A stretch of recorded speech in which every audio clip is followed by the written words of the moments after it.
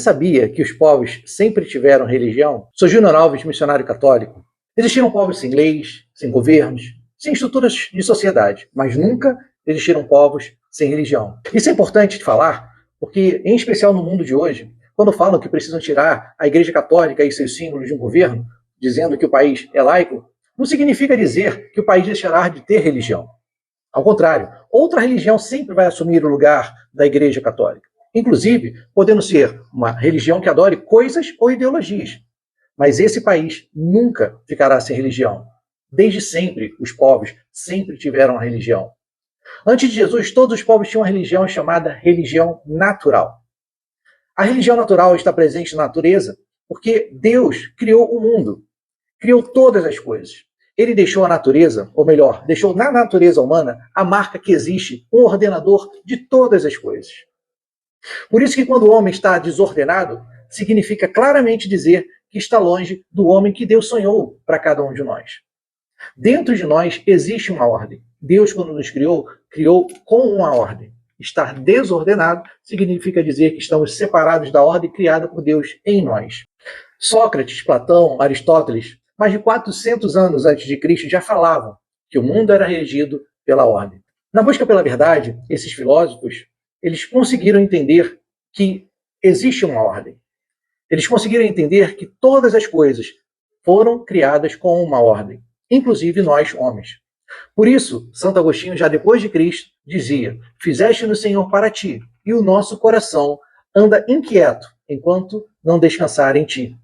Só encontramos ordem com Deus. Nós, por nossas forças, com o nosso querer somente, não conseguimos encontrar a ordenação em nós. Como a religião natural está presente na natureza humana, porque quem criou o homem foi Deus, ele deixou em nós uma marca de ordenação de todas as coisas. Ele deixou na natureza a marca que existe um ordenador de todas as coisas. As 4 estações, a rotação da Terra, 365 dias, tempo das plantações, ciclo menstrual da mulher, tudo tem uma ordem. A religião natural não era uma revelação, mas uma percepção que os povos tinham, uma percepção natural da realidade que os povos tinham. Naturalmente se sabia que, por exemplo, matar era errado. Naturalmente se sabia que nós devíamos defender das agressões. Naturalmente se sabia que a mãe devia cuidar de seus filhos. Era algo que conseguíamos perceber simplesmente com a nossa percepção. Na religião natural, todos eram monoteístas, pois entendiam que só havia um Deus que construiu tudo. Porém, com o passar do tempo, com a observação do fogo, chuva e trovão, fenômenos de natureza, pois eram assustadores, o homem começa a ser politeísta, permanecendo monoteísta somente na Mesopotâmia, na cidade de Ur, na Caldeia. E nessa cidade monoteísta, Deus chama Abraão, para dele gerar um povo. Com Abraão, depois chamado Abraão, ocorre a revelação. Deus se revela a um homem e a um povo. Interessante saber que a religião natural passa a ser sobrenatural, pois agora a revelação ela vem do próprio Deus, não mais da percepção de um povo, mas Deus fala com o povo. Ele vai revelando as coisas e não mais as suas criaturas. Na religião natural, os homens percebem Deus. Na revelação, não. Na revelação, Deus se revela ao homem e diz como ele deve ser adorado.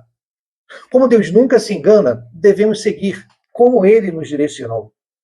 Então é importante saber, se Deus se revelou, devemos seguir Deus.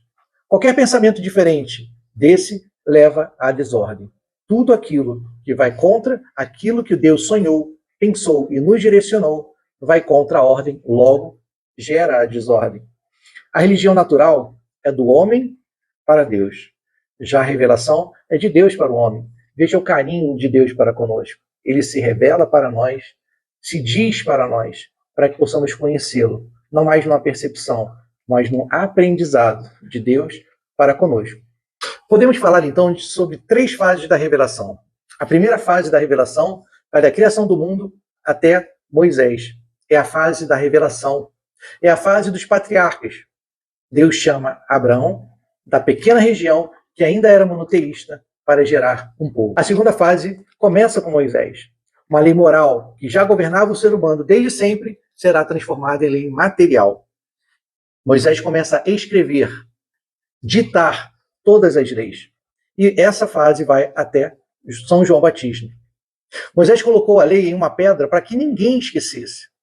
O termo cláusula pétrea, utilizado hoje no mundo jurídico, significa isso, que não pode ser alterado de forma nenhuma. Moisés, ele não recebe de Deus somente os 10 mandamentos, mas também tem a formatação da vida sacerdotal, militar, das regras e costumes morais do povo hebreu. Foram 613 leis que Moisés escreveu, direcionando o povo judeu. A terceira fase da revelação, aí vem com Jesus.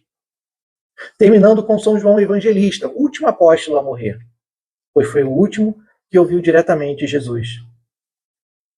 Com a morte de São João, tudo que Deus queria dizer ao mundo foi falado.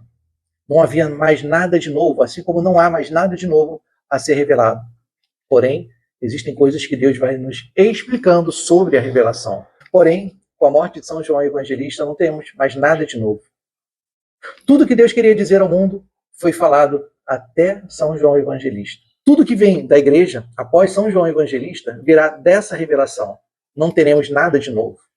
Uma vez a revelação completa, ela deixa de ser local para ser universal. Veja que interessante.